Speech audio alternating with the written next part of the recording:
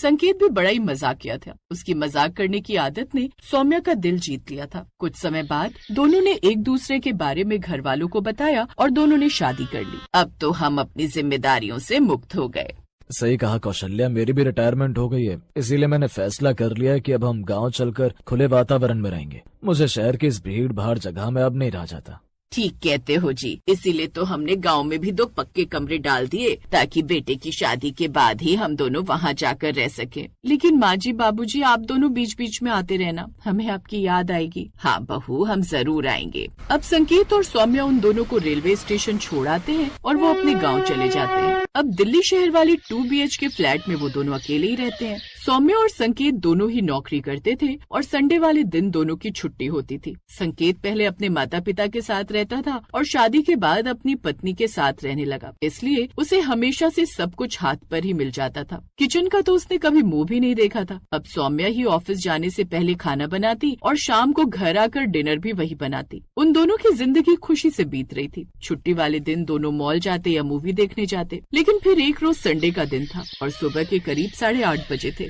लेकिन बिस्तर पर पड़ी सौम्या की हालत किसी युद्ध में हारी हुई रानी जैसी थी। हाय राम, आज तो सिर फट जाएगा, ऐसा लग रहा है जैसे कोई हथौड़े मार रहा हो। ओह गॉड।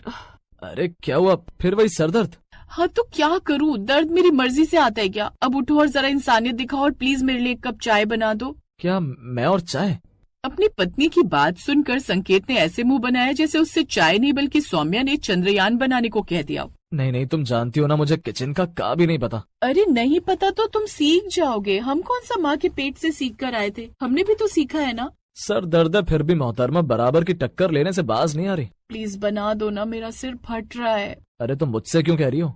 तुमसे ना कहूँ तो किससे कहूँ, घर में कोई और है क्या? और सिर दर्द में चाय ही तो सहारा होती है। पत्नी के बार बार कहने पर अब संकेत मना नहीं कर पाया और फिर बड़बड़ाते हुए रसोई की तरफ चला गया। किचन में पहुंचते ही उसने इधर उधर देखा जैसे पहली बार ही इस जगह पर आया हो।